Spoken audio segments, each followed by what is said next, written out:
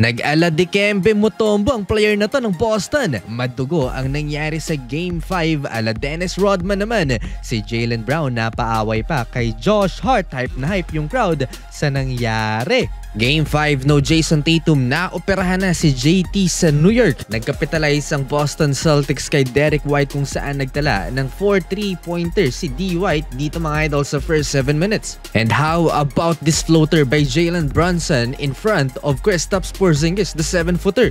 More fluid ng offense ng Boston Celtics dahil wala si Jason Tatum ang kilalang ISO player ng team. Jalen Brunson in transition, binigyan si Jaylen Brown, hindi ito napansin ng official.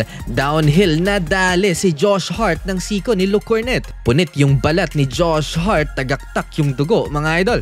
Nireview yung play for potential flagrant foul pero common foul lang ang ruling ng official dahil not intentional yung ginawa ni Luke. Di na bumalik ng locker room, dun na nagbihis si Josh Hart dahil may 2 free throws pa. Pinasok si Mitchell Robinson, hindi na nag-aksaya pa ng oras ang Boston Celtics. Hinak nila kaagad ang Knicks center. Pasok ang 2 free throws ni Mitchell Robinson. Dikit lang mga idol ang laban sa first quarter na habol ng New York Knicks ang lamang ng Boston Celtics at nakalamang pa. At the end of first quarter 32-30, lamang sila ng dalawa. Second quarter, prone sa foul trouble itong si Karl Anthony Towns. Nakatatlong fouls na siya, may 10 minutes pa sa second frame. Miles McBride solid off the bench, nakaka 8 points na mga idol. 8 na din ang lamang ng New York, 40-32. Nilabas si Kristaps Porzingis dito, gumanda mga idol ang defense and offense ng Boston Celtics na itabla ni Jaylen Brown sa 44 ang talaan. Epic shooting back and forth, sagutan mga idol outside the arc. Tinatapatan ng Knicks ang high volume 3-point shots ng home team. Josh Hart kahit may tama sa kaliwang bahaging kilay niya, sharp pa rin ang kanyang shooting. Tight ball game, last 2 minutes lamang ng isa ang New York Knicks 55-54. Mukhang si Kristaps Porzingis ang malas sa Boston Celtics, -14 at lahat ng starting 5 ay positive na ang plus or minus. Jaylen Brown to tie the game again at 57 but Jalen Brunson with an answer and 1 basket. Pangatlong foul na ito ni Al Horford. 17 points sa first quarter si Jaylen Brown, 19 points naman si Derek White. Halftime tied at 59. Simulang-simula ng second half, Jaylen Brown versus Josh Hart. Nagkatulakan, kumprontahan mga idol ang dalawa. Double technical. Mabilis na naawat mga idol ang dalawa.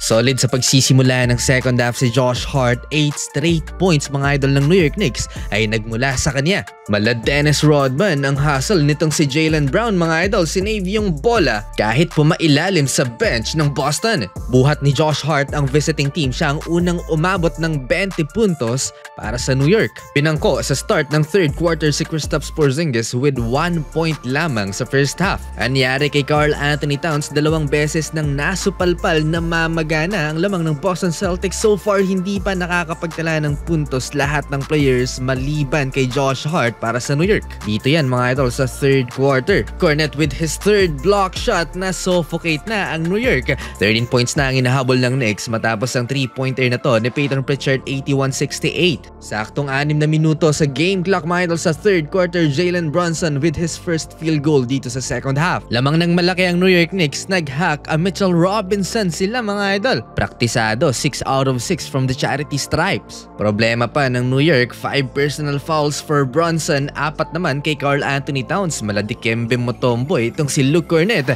6 block shots mga idol. Solid rim protector at grabe yung hustle niya, bigay todo. Celtics up 50, 91-76. Game changer mga idol, nagmukha tuloy walang silbi si Kristaps. Etong si Luke Cornett nga pala mga idol ay undrafted noong 2017. Fourth quarter, still in control ang Boston Celtics. Peyton Pritchard, mala James Harden, step back 3-pointer. And again, without Jason Tatum, napakaganda ng ball movement ng Boston Celtics. Hindi alam ng New York Knicks kung saan papunta yung bola, lahat umaambag. 13 assists lang ang New York Knicks so far compare sa 21 dimes ng Celtics. With 7 minutes left dito sa fourth quarter, na fouled out na si Jalen Brunson. Napakalaki na din ng lamang, 23 na mga idol halfway. And again, Luke Cornett with the block, pang 7 na to mga idol. Free, Hart, rejected, Cornett! Total domination ni Luke Cornett mga idol. Halimaw na halimaw dito sa Game 5 para salbahin ang Boston Celtics. Panalo ang Boston, babalik sa New York para sa Game 6.